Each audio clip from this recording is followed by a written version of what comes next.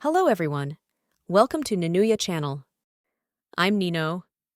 And I'm Joy. Today's episode is one we really care about because we've seen how deeply it affects people, often in silence. We're talking about something that many people struggle with but don't know how to name: the difference between being lazy and being depressed. You know, Joy, I think this episode is overdue. I've had friends, and even myself at times, beat ourselves up for not being productive enough. That feeling of guilt when you just can't get things done. But deep down, it's not because you don't want to. You can't. Totally. It's heartbreaking how often people label themselves as lazy when in reality, they're dealing with an invisible illness. Mental health struggles like depression don't always look like what we expect. Right, and it's especially hard in today's culture of hustle and rise and grind. If you're not always achieving something, people assume you're slacking. But depression doesn't care about your schedule. Let's be honest, how many times have you said to yourself, I'm just being lazy, when really something else was going on?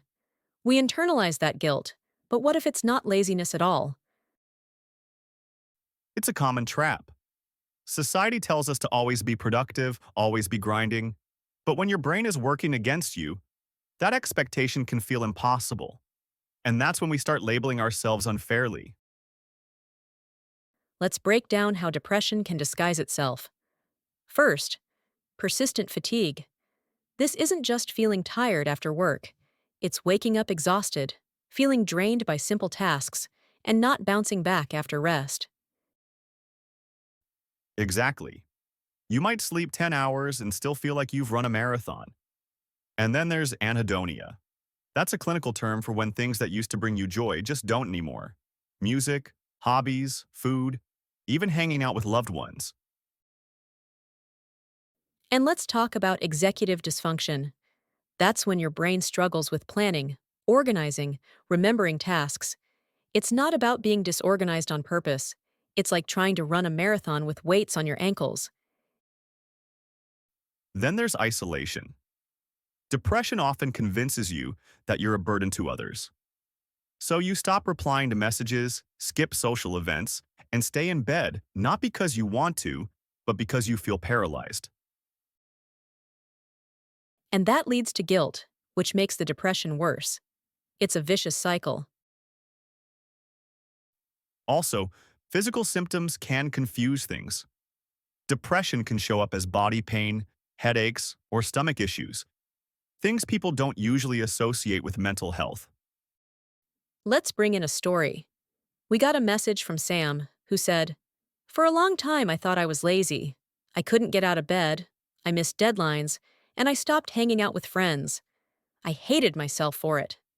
Eventually, I talked to a therapist and found out I had depression. That changed everything. Sam, thank you. That story really highlights how many people suffer in silence. Just naming what you're going through can be the first step toward healing. Let's share a story from one of our listeners, Olivia. For the longest time, I thought I was just being lazy. I'd start crying while brushing my teeth for no reason. I couldn't keep my apartment clean. I hated myself for it. I thought I just needed to be more disciplined. It wasn't until a friend gently suggested I talk to a therapist that I realized this was depression. I wasn't lazy. I was hurting. Thank you, Olivia. That honesty is powerful, and it's something a lot of people will relate to. Let's go over some signs that what you're experiencing might actually be depression. All right, here's number one. 1. Exhaustion that doesn't go away. Even after sleeping 8, 10, or more hours, you wake up tired. It's not just physical, it's mental, emotional, and it's heavy. 2. Guilt and shame. You're not just avoiding work. You're beating yourself up about it constantly. You feel like a failure, even though you're doing your best to function. 3. Nothing feels rewarding anymore. You used to enjoy reading, watching movies, gaming, going out with friends. Now it all feels dull. That's called anhedonia, a classic symptom of depression. 4. Everyday tasks feel impossible. Showering, eating, replying to a message, or even brushing your teeth can feel like climbing a mountain. You want to do it, you just can't. 5. You're not enjoying rest. When you're lazy, you might enjoy the chill. But when you're depressed, you don't even enjoy doing nothing. You just feel numb, stuck, or restless. 6. Isolation. You don't want to talk to anyone. Not because you're moody, but because you feel like a burden. You're withdrawing from the world.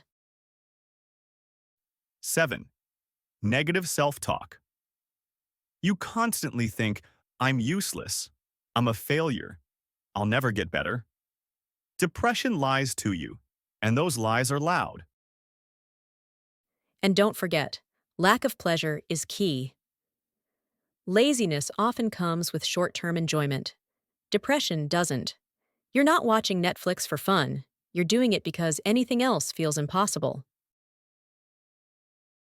We really need to change the language we use. Lazy is such a loaded word. It's dismissive and shame-inducing. When someone is struggling, they need compassion, not judgment. Yeah. Think about it. Would you call someone with the flu lazy for staying in bed? So why do we do that with mental illness? And when you internalize that stigma, it delays healing. You keep pushing through thinking you just need more discipline when what you actually need is care. And sometimes people are high functioning with depression. They appear to be doing okay, but they're burning out on the inside. So we need to check in on our strong friends too. So what steps can you take if this sounds like you? Reach out, even if it's just a text to someone you trust. Break tasks into micro goals. Instead of cleaning your whole room, try just putting away one item. Acknowledge your effort. Surviving is already a big deal. Limit comparisons. Everyone is fighting battles you can't see. Consider professional help. Therapy and medication can help rebalance your life. Use body doubling techniques. Have a friend on a call while you do tasks. It can really help. Practice gentle routines like daily stretching, sun exposure, or journaling. There's no shame in needing help. In fact, seeking help is a sign of strength, not weakness. Absolutely. You matter, and your well-being is important. Always. Thanks for tuning in.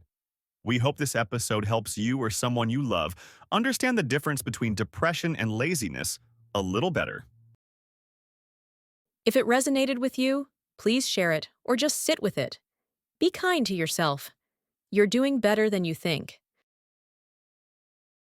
And if you know someone who might benefit from this conversation, share this episode with them. Let's break the stigma together. We'll catch you next time on Ninuya Podcast.